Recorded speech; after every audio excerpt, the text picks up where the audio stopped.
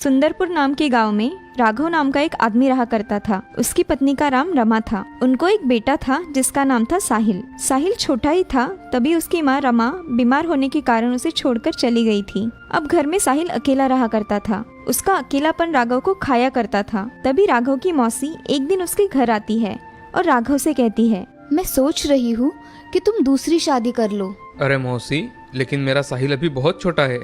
पता है मुझे, इसीलिए उसी के लिए तुम्हारी दूसरी शादी करवाना चाहती हूँ। उसको माँ का प्यार मिल जाएगा और वो घर में अकेला भी नहीं रहेगा।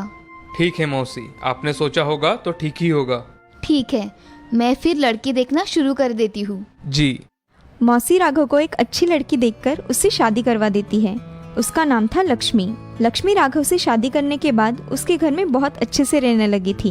उसने साहिल को अपने बेटे जैसा प्यार दिया था। उसको कभी अपने माँ की कमी महसूस नहीं होने दी। अब दोनों घर में बहुत अच्छी तरह से रहने लगे थे। ये सब देख राघव भी बहुत खुश था। वह अब अपने काम में ज्यादा मन लगाकर काम किया करता था और बहुत तरक्की कर रहा था। अब शादी के 2 साल बाद लक्ष्मी को एक बेटी हुई। उसके आते ही घर में जैसे खुशियाई छा गई थी। अब राघव भी बहुत खुश रहने लगा था। अब ऐसे ही बहुत दिन बीत जाते हैं। लक्ष्मी की लड़की सुहानी अब स्कूल में जाया करती थी। साहिल और सुहानी एक दूसरे के साथ स्कूल जाया करते थे। साहिल उसको अपनी बहन की तरह मानकर उसकी अच्छी तरह से देखभाल किया करता था। ये सब देख लक्ष्मी भी बहुत खुश रहा करती थी। एक दिन लक्ष्मी अपने पति राघव से कहती है, हमारा घर अब कैसे भरा भरा लग रहा है ना। हाँ लक्ष्मी, सच कह रही हो। हमारे घर में ये खुशी सब तुम्हारे वजह से ही मिली है। हाँ ठीक है, चलो बातें ही करते रहे तो खाना ठंडा हो जाएगा। ऐसा कहकर लक्ष्मी घर में जाकर खाना परोसती है और सभी खाना खाने के लिए बैठ जाते हैं। तभी सुहानी पिताजी से, पिताजी, मुझे स्कूल में जाने के लिए साइकिल चाहिए। अरे बिटिया, अभी तो हमने तुम्हारे भैया को भी साइकिल नहीं दी और तुम इतनी जल्दी मांग रही हो। हाँ, मुझे साइकिल सीखनी है, इसीलिए मुझे साइकिल चाहिए। अरे सुहानी बेटी, मेरी बात सुनो। हम ऐसा करते हैं, भैया को बड़ी साइकिल लेके देते हैं। वो तुम्हें भी स्कूल लेकर जाया करेगा। हाँ, ये ठीक है, मैं भैया के साथ स्कूल में जाऊंगी।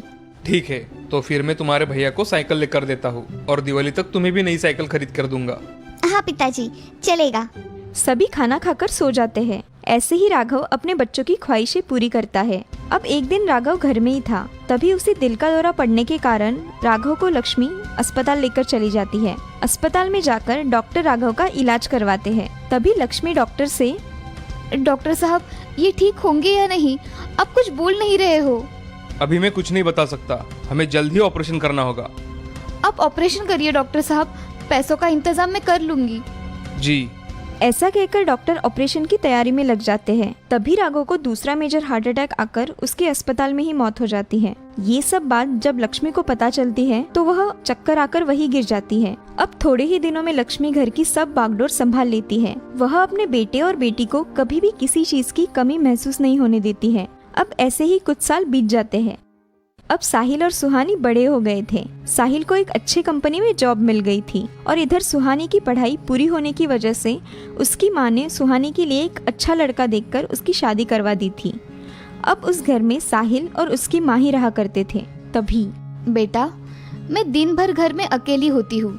मेरे साथ गप्पे लड़ाने के लिए और इस घर को संभालने के लिए एक अच्छी बहू लेकर आओ। क्या माँ, कौन सी बातें लेकर बैठी हो? आप ही ढूंढो। आपको जो पसंद आएगी मैं उससे शादी कर लूंगा। हाँ ठीक है, मैं जल्द से जल्द तुम्हारी शादी करवा दूंगी। माँ, तुम्हें जो करना है वो करो, मगर मुझे छोड़ दो। मैं जा रहा हूँ ऑफिस। हाँ जाओ, और जल्दी घर वापस आना। हाँ माँ। अब साहिल ऑफिस में जाकर अपना काम करता है और लक्ष्मी उसको बहू ढूंढने के लिए बहुत सी लड़कियों की फोटो मंगवा लेती है। अब उसमें से एक लड़की लक्ष्मी को बहुत पसंद आती है। लक्ष्मी वह फोटो टेबल पर रखकर अपना काम करने चली जाती है। तभी शाम के समय साहिल घर पर आता है और टेबल पर लड़की की फोटो देख अपनी माँ से, माँ, ये किसकी फोटो है? बेटा, मैंने तुम्हारे लिए एक लड़की चुनी है, उसकी फोटो है ये। क्या माँ, आप भी? अगर आपको पसंद है तो मुझे भी पसंद है। अच्छा ठीक है, फिर इस लड़की को देखने रविवार को चले जाते हैं। ऐसा कहकर साहिल वहाँ से चला जाता है। अब लक्ष्मी लड़की के माता पिता को फोन करके उनसे इस रविवार को वह मिलने आएंगे ऐसा बता देती है। अब लक्ष्मी और साहिल लड़की देखने चले जाते हैं। लड़की को देख साहिल बहुत खुश हो जाता है। उसे लड़की बहुत पसंद आती है। उस लड़की का नाम था चित्रा। सभी को चित्रा बहुत पसंद आती है। कुछ महीनों में ही साहिल और चित्रा की शादी हो जाती है। साहिल और चित्रा अब खुशी खुशी रहते हैं। तभी उसकी सास लक्ष्मी, अरे बहू, चाय तो ले आना जरा। हाँ माँ जी, आई।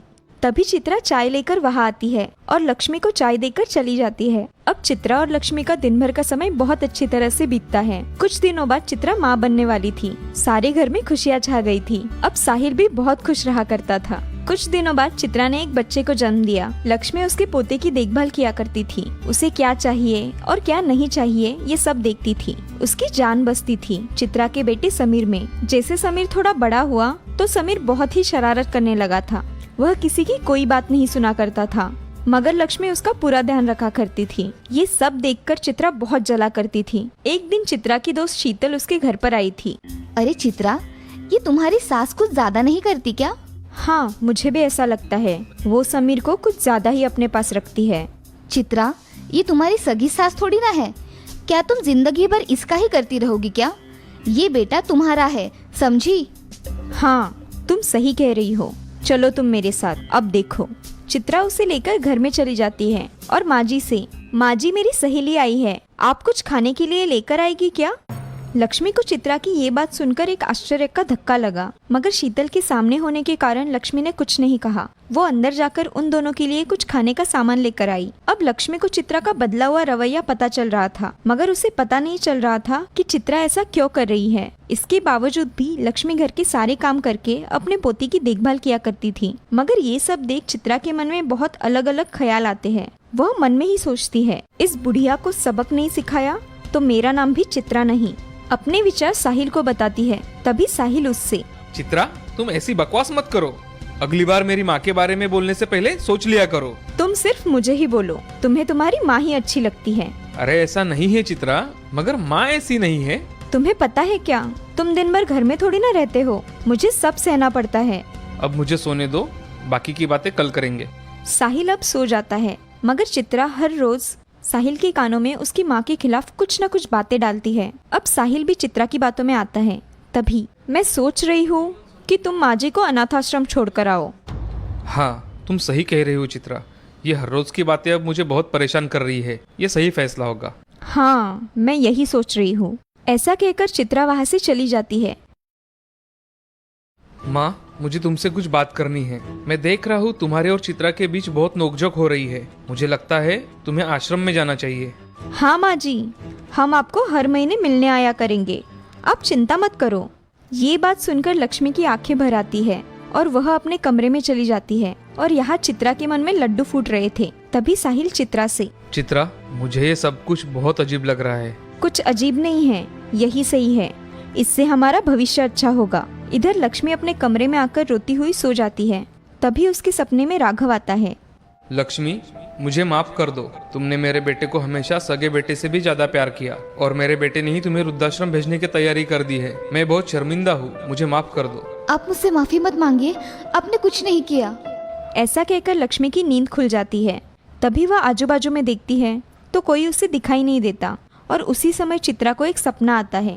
सपने में, सासू माँ, आप मेरे घर से निकल जाओ। नहीं माँ, तुम दादी को इस घर से नहीं निकाल सकती। अगर तुमने ऐसा किया तो मैं भी तुम्हें तुम्हारे बुढ़ापे में घर से बाहर निकाल दूंगा। नहीं, ऐसा नहीं हो सकता। मेरा समीर मुझे घर से बाहर नहीं निकाल सकता, नहीं। ऐसा कहकर चित्रा चिल्लाते हुए नींद से उठ जाती है। ये सपना देख उसकी आंखें पानी से भर जाती है। चित्रा को उसकी गलती का एहसास होता है। तभी चित्रा लक्ष्मी से, माँ जी, मुझे माफ कर दीजिए। मैंने आपके साथ बहुत बुरा बर्ताव किया, मुझे माफ कर दीजिए। अरे चित्रा, ऐसी बातें नहीं करते। तुम्हें तुम्हारी गलती का एहसास हो गया है, यही बहुत है मेरे लिए। माँ जी, मैंने साहिल के मन में आपके प्रति बहुत बुरी बातें डाल दी, उसके मन में सौतेलेपन की भावना डाल दी, मुझे माफ कर दीजिए। ऐसा कहकर चित्रा जोर जोर से रोने लगती है और लक्ष्मी के गले लगती है। अब ये सब देख साहिल उसके पास आता है। साहिल, मेरे कहने पर तुम माँ जी को आश्रम भेज रहे थे ना, आज मेरे कहने पर माँ जी को हमारे घर में रहने दो। मुझे लग ही रहा था कि कुछ गलत फहमी हो गई है, मगर तुम सुनने के लिए तैयार ही नहीं थी, इसलिए मैं चुप हो गया था। मेरे बच्चों, तुम हमेशा खुश रहो, मुझे और क्या चाहिए। माँ, मैंने कल तुमसे जो कहा उसके लिए मुझे माफ़ कर दो। और माँ, तुम हमेशा मेरे साथ ही रहो। बेटे, मैं तुम्हारी सौतेली माँ हूँ, मगर मैंने कभी तुम्हें अपने बेटे से कम नहीं समझा और तुमने भी कभी मुझे ऐसे लगने नहीं दिया। आज के बाद हम खुशी खुशी रहेंगे। हाँ माँ। ऐसा कहकर साहिल, उसकी माँ, चित्रा और समीर सब एक साथ रहने लगते हैं।